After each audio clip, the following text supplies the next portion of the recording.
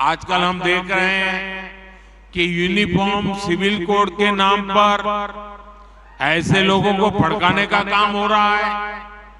आप मुझे बताइए, एक घर में परिवार के एक सदस्य के लिए एक कानून हो, परिवार के दूसरे सदस्य के लिए दूसरा कानून हो, तो क्या वो घर चल पाएगा क्या? प्रधानमंत्री नरेंद्र मोदी ने भोपाल में कॉमन सिविल कोड का जिक्र किया। इसे शॉर्ट में यूसीसी और हिंदी में समान नागरिक संहिता कहते हैं। प्रधानमंत्री मोदी ने कहा कि समान नागरिक संहिता के नाम पर लोगों को भड़काने का काम हो रहा है। देश दो कानूनों पर कैसे चल सकता है?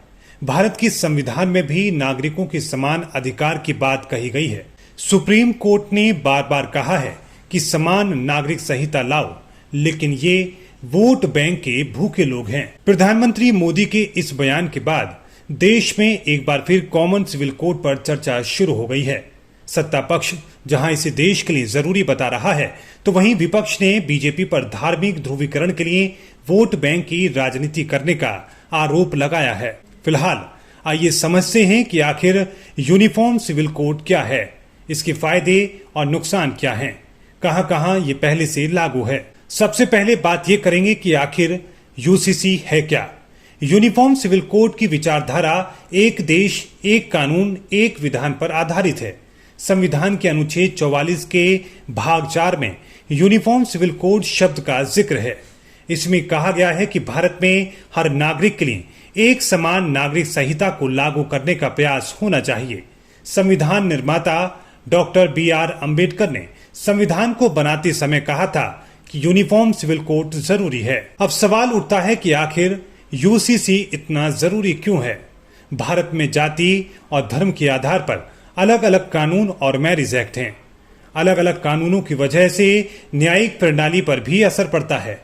भारत में हिंदुओं के लिए हिंदू मैरिज एक्ट 1956 है, मुसलमानों के लिए पर्सनल लॉ बोर्ड है। शादी, तलाक, संपत्ति विवाद, गोद लेने और उत्तराधिकार आदि के मामलों में हिंदुओं के लिए अलग कानून हैं, जबकि मुसलमानों के लिए अलग। गोवा में यूसीसी पहले से ही लागू है।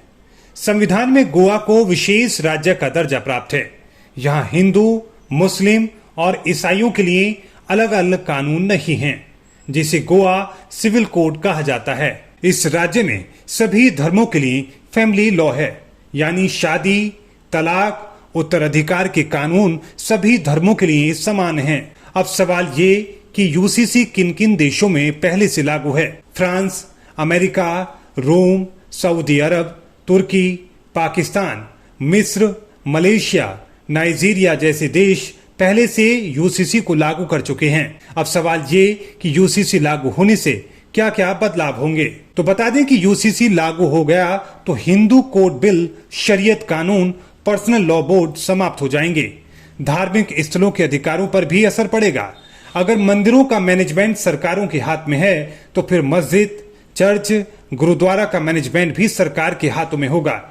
लेकिन अगर मस्जिद, गुरुद्वारा और चर्च का मैनेजमेंट उनके अपनी अपनी धार्मिक संस्थाएं करती हैं, तो फिर मंदिरों का मैनेजमेंट भी उनकी अपनी धार्मिक संस्थाओं को ही देना होगा। बहुविवाह पर रोक लगेगी। लड़कियों की शादी की आयु बढ़ाई जाएगी ताकि वे शादी से पहले ग्रेजुएट हो सकें। लिव इन रिलेशनशिप का डिक्लेरेशन करना होगा। माता पिता को भी इसकी सूचना दी जाएगी। उत्तराधिकार में लड़कियों को लड़कों के बराबर का हिस्सा दिया जाएगा, चाहे वो किसी जाति या धर्म के हों। अडॉप्शन सभी के लिए मान्य होगा। मुस्लिम महिलाओं को भी बच्चा गोद लेने का अधिकार मिलेगा। गोद लेने की प्रक्रिया आसान की जाएगी। हलाला, इद्दत यानी कि भरण पोषण पर रोक लगाई जाएगी। शादी का रजिस्ट्रेशन जरूरी होगा। बिना रजिस्ट्रेशन किसी भी सरकारी सुविधा का लाभ नहीं मिल पाएगा। पति पत्नी दोनों को तलाक के समान अधिकार होंगे। तलाक का जो ग्राउंड पति के लिए होगा, वही पत्नी के लिए भी लागू होगा। नौकरीशुदा बेटी की मौत पर पत्नी को मिलने वाले मुआवजे में वृद्ध माता पिता के भरण पोषण की भी जिम्मेदारी होगी। अगर पत्नी पुनर्विवाह करती है, तो पति की मौत पर मिलने वाले लाभ में माता पिता का भी हिस्सा होगा। आपको यूसीसी कैसा लगा, ये कमेंट बॉक्स में जरूर रखें। शुक्रिया।